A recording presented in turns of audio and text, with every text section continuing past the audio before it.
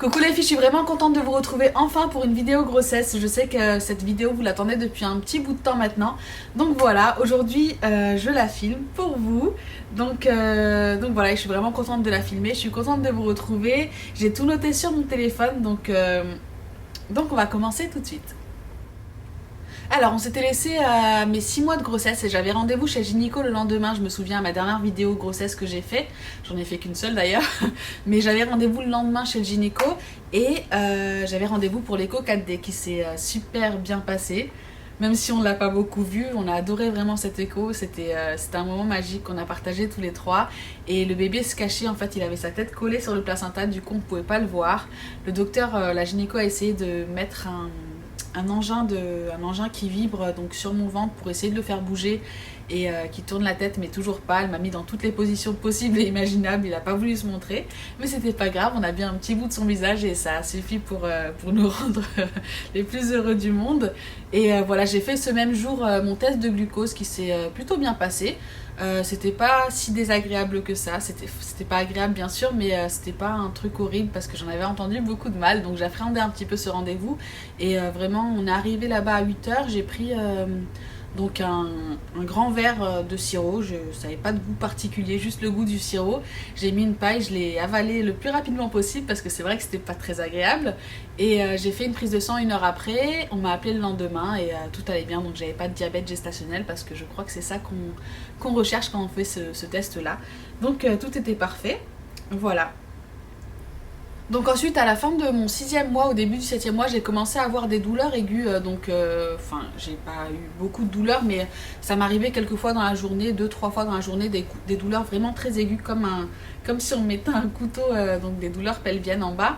Et je devais même m'arrêter tellement ça faisait mal. Mais je suis allée voir la gynéco encore une fois qui m'a dit que c'était rien, sûrement des douleurs ligamentaires ou voilà, mais rien de très alarmant. Donc voilà, je suis rentrée à la maison, mais c'est vraiment des douleurs qui font très mal et je me suis dit à ce moment-là, j'espère que c'est pas les douleurs de contraction parce que si ça c'est des contractions, je crois pas que je vais réussir à tenir plus de 10 minutes. Mais non, ça n'en était pas, c'était vraiment c'était comme des coups de couteau vraiment qu'on ressent en bas et voilà. Mais ça s'est un petit peu arrêté, ça revient de temps en temps. Et j'arrive un petit peu mieux à gérer la douleur. Donc voilà, ça part très vite, ça reste même pas 10 secondes.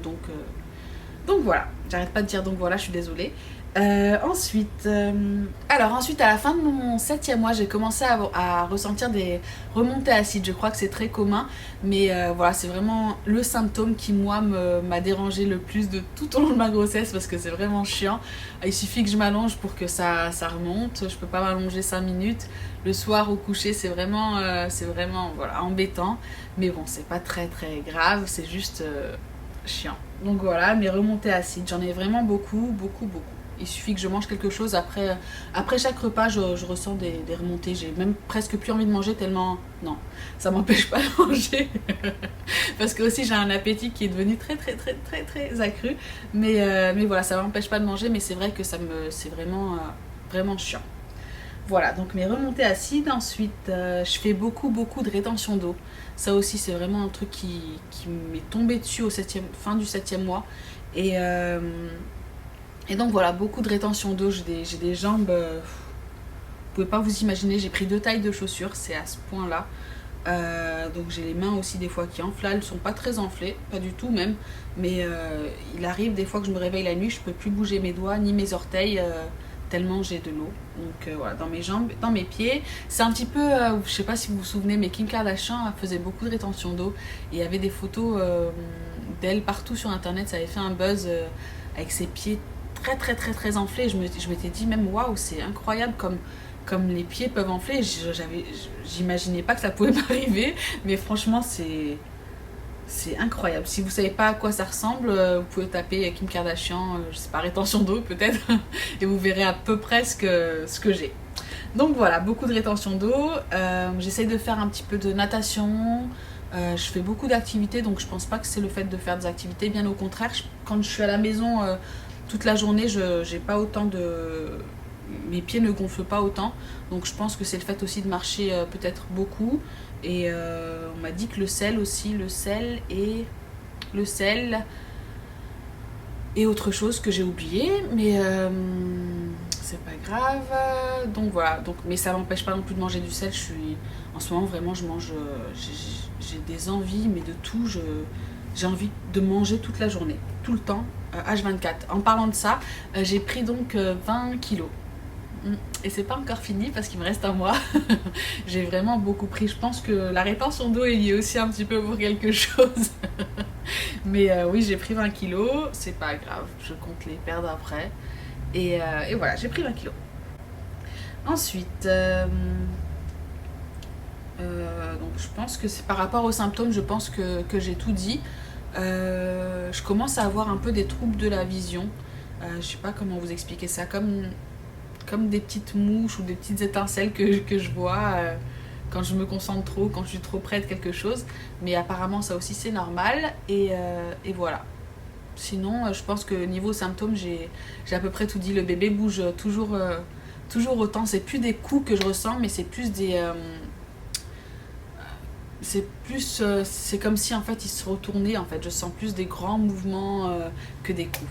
Voilà, mais ça aussi c'est normal, c'est parce qu'il commence à être très grand et qu'il commence à avoir un peu moins de place. Ce qui est très bien parce que j'ai bien hâte qu'il arrive. Niveau symptômes, je crois que j'ai fait le tour. Je crois que j'ai plus rien à vous raconter par rapport à ça. Si j'oublie toujours beaucoup de choses, donc, mais ça c'est depuis le début. Donc la rétention d'eau vraiment et les aigreurs d'estomac, les remontées acides, c'est les deux gros symptômes qui me sont tombés dessus au 8e mois et qui sont pas très agréables, mais c'est pas grave, il me reste plus qu'un mois. Donc voilà, et sinon on a presque terminé la chambre du bébé.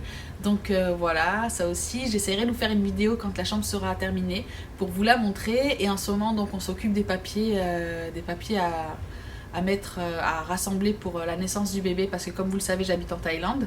Donc voilà, je vous ai pas parlé de ça je pense, mais je compte, j'espère si je peux faire un accouchement donc par voie basse, normal, naturel, avec je pense une péridurale. Voilà, donc j'aimerais vraiment éviter la césarienne au possible. Et je suis en train de faire donc le sac à langer et la valise pour l'hôpital. Ça aussi j'essaierai de vous filmer ce que je mets dans mon sac à langer et la valise pour l'hôpital. Et voilà. Il a plein d'habits, donc on a lavé, repassé tous ces petits habits. Je savais pas que c'était aussi difficile de repasser des habits de bébé. C'est encore plus, c'est plus chiant que les habits pour les adultes, mais j'ai adoré faire ça. C'était vraiment trop bien. Donc voilà, tout est bien rangé, toutes ces affaires sont prêtes et voilà. Est-ce que j'ai oublié quelque chose? Je crois que j'ai rien oublié, que je vous ai tout dit. Donc voilà, je vais vous laisser avec mon fils. Donc je vais vous montrer un petit peu mon ventre. Le voilà. Attendez, j'essaie de me mettre un petit peu mieux. J'ai coupé mes cheveux aussi. J'ai coupé mes cheveux un petit peu, enfin beaucoup. J'ai coupé 15 cm. Mais je suis contente. Voilà mon fils d'amour. Mon ventre est vraiment bien sorti.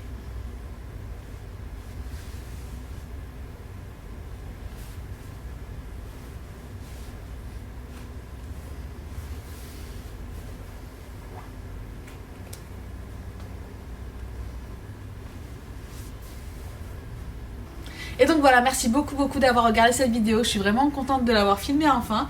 Je vous fais des gros bisous et je vous dis à très vite.